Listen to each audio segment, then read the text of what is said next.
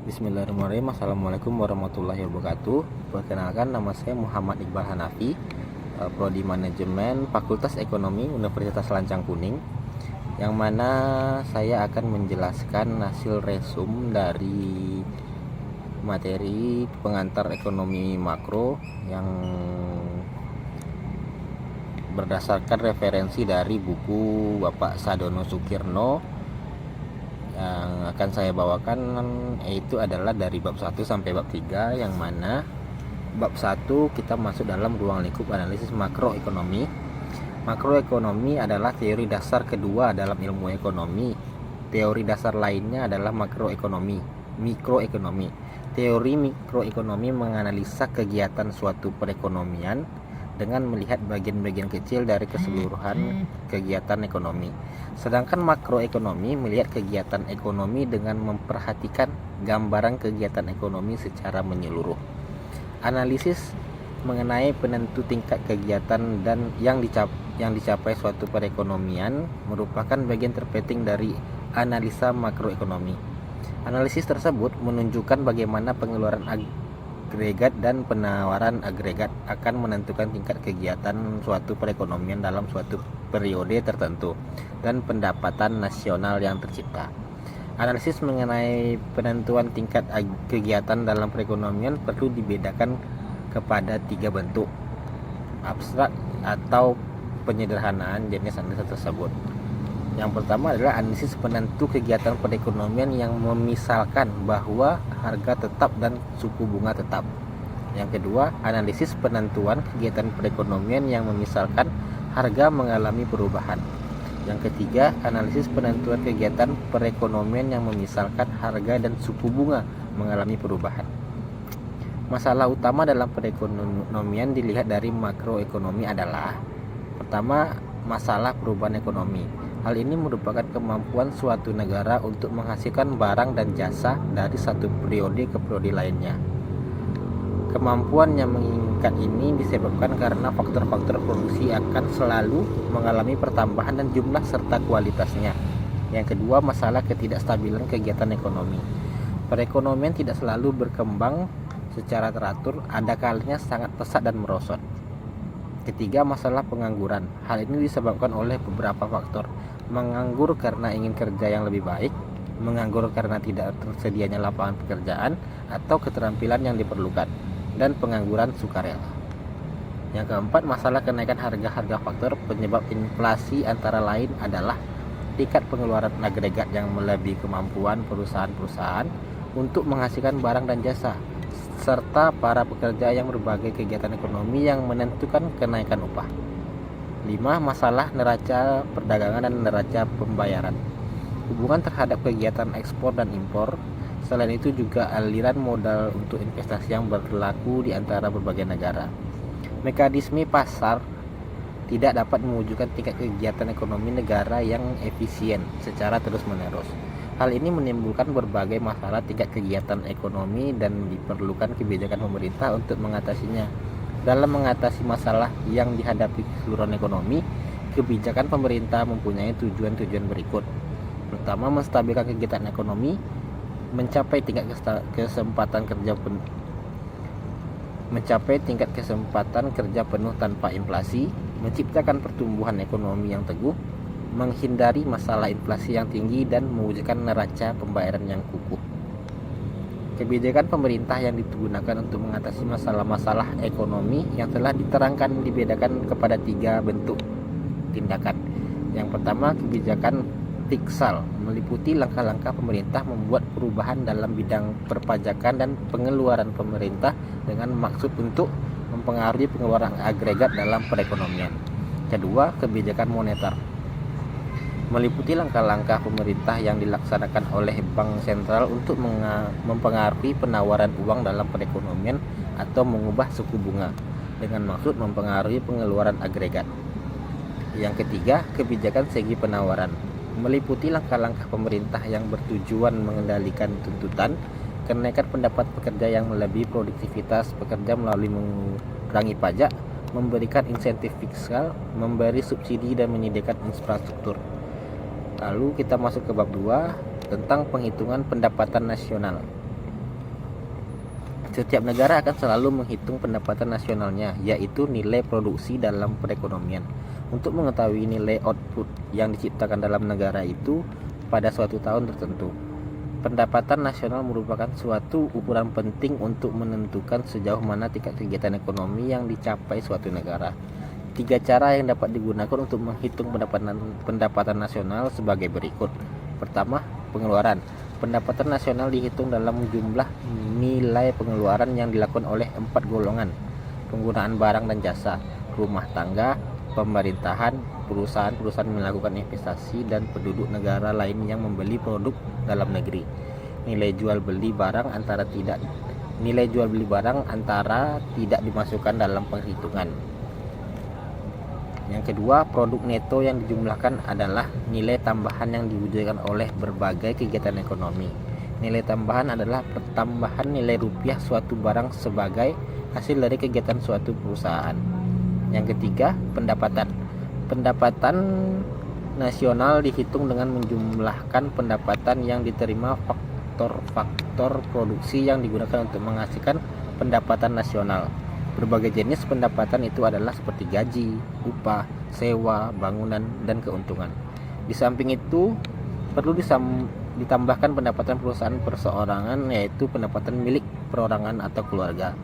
Pendapatan ini belum dihitung dalam 4 golongan pendapat yang dinyatakan sebelumnya. Dalam perhitungan pendapatan negara, digunakan beberapa konsep yang lebih spesifik atau khusus. Konsep-konsep pendapatan nasional yang lebih khusus artinya adalah PDB, pendapatan domestik bruto, atau PNB, pendapatan nasional bruto, dan PNN, pendapatan nasional neto. Penghitungan pendapatan nasional juga perlu dibedakan antara penghitungan dengan menggunakan harga yang berlaku dan harga tetap, serta perhitungan dengan menggunakan harga pasar dan harga faktor. 2 konsep penting yang lain-lain dalam menghitungkan pendapatan nasional adalah pendapatan individu dan pendapatan disposable. Pendapatan individu merupakan keseluruhan jumlah pendapatan yang diterima oleh semua rumah tangga dalam satu perekonomian. Pendapatan tersebut diperoleh dari menyediakan faktor-faktor produksi untuk digunakannya dalam kegiatan menghasilkan pendapatan nasional, dan dari pembayaran pindahan, yaitu pendapatan disposable nilainya adalah sama dengan pendapatan individu setelah dikurangi pajak pendapatan. Menghitung pendapatan nasional suatu negara bukanlah kerja yang mudah. Dalam perekonomian tidak terdapat informasi yang lengkap mengenai kegiatan produksi dan nilai barang dan jasa yang diwujudkan oleh setiap kegiatan ekonomi. Masalah utama yang dihadapi dalam menghitung pendapatan nasional adalah pengumpulan data. Masalah menentukan jasa kegiatan yang produksinya perlu dihitung dalam menentukan pendapatan nasional. Masalah penghitungan 2 kali, masalah menentukannya harga barang, dan masalah menaikkan harga dan perubahan kualitas barang perlu dipertimbangkan. Data pendapatan nasional dan konsep-konsepnya sangat penting untuk mengetahui ciri kegiatan ekonomi suatu negara pada suatu periode tertentu dan perubahan kegiatan itu dari waktu ke waktu. Kegunaan utama data pendapatan nasional adalah: yang pertama, menentukan prestasi kegiatan ekonomi pada suatu waktu tertentu. Yang 2, mengetahui tingkat pertumbuhan ekonomi tiap yang berlaku dari tahun ke tahun dalam jangka panjang. Yang ketiga, menentukan peranan tiap sektor dalam perekonomian dan peranan berbagai komponen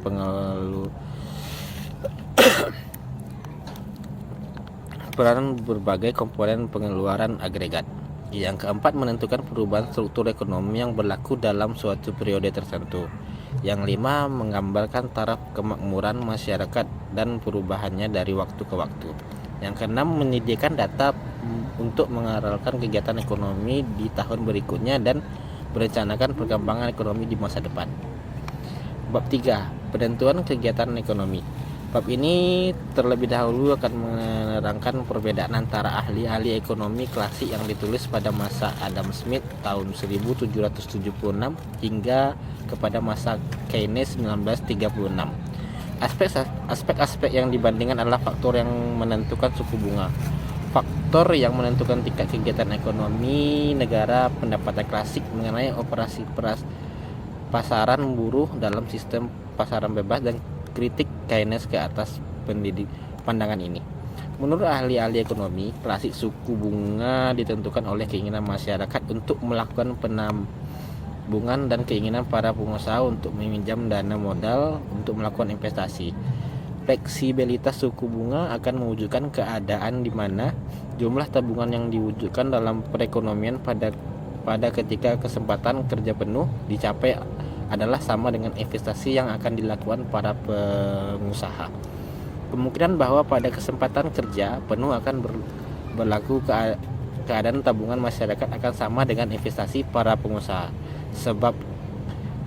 Menyebabkan ahli-ahli ekonomi klasik berkeyakinan bahwa perekonomian tidak perlu masalah kekurangan permintaan agregat. Walaupun terdapat kemungkinan kekurangan permintaan agregat dan pengurangan keadaan ini hanya bersifat sementara. Mekanisme pasaran akan mengambilkan tingkat kegiatan ekonomi pada kesempatan kerja penuh karena wujudnya fleksibilitas suku bunga, tingkat upah, dan tingkat harga. Teori klasik juga menerapkan bahwa fleksibilitas tingkat upah akan mewujudkan kesempatan kerja penuh. Apabila pada suatu tingkat upah nominal tertentu terjadi pengurangan, akan berlaku penyesuaian dalam pasaran tenaga kerja. Tingkat upah yang akan turun dan pemerintah tenaga kerja bertambah. Pada akhirnya, pada tingkat upah yang lebih rendah, pemerintah dan penawaran tenaga kerja akan seimbang kembali dan kesempatan kerja penuh tercapai kembali. Berdasarkan kepada keyakinan bahwa kesempatan kerja penuh akan selalu tercapai, ahli-ahli ekonomi klasik seterusnya berkeyakinan bahwa tingkat output negara ditentukan oleh kemampuan faktor-faktor produksi dalam suatu negara menghasilkan barang dan jasa. Semakin besar kemampuan faktor-faktor produksi menghasilkan barang dan jasa, semakin besar pula pendapatan nasional yang diciptakan. Pandangan klasik dikritik oleh Keynes. Dalam mengkritik klasik, Keynes mengungkapkan pandangan lain mengenai aspek yang dikritiknya.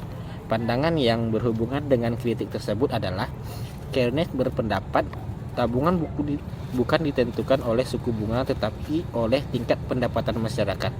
Makin tinggi pendapatan, makin tinggi pula tabungan.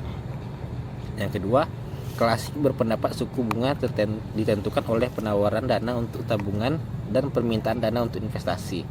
Menurut Keynes, suku bunga ditentukan oleh permintaan dan penawaran uang. Dan berdasarkan kritik Keynes, selanjutnya menggunakan suatu teori mengenai penentu kegiatan ekonomi dan penentuan kesempatan kerja dan peranan uang dalam mempengaruhi kegiatan ekonomi. Menurut Keynes, tingkat kegiatan ekonomi ditentukan oleh permintaan efektif, yaitu pengeluaran agregat yang akan wujud dalam suatu perekonomian dalam suatu waktu tertentu.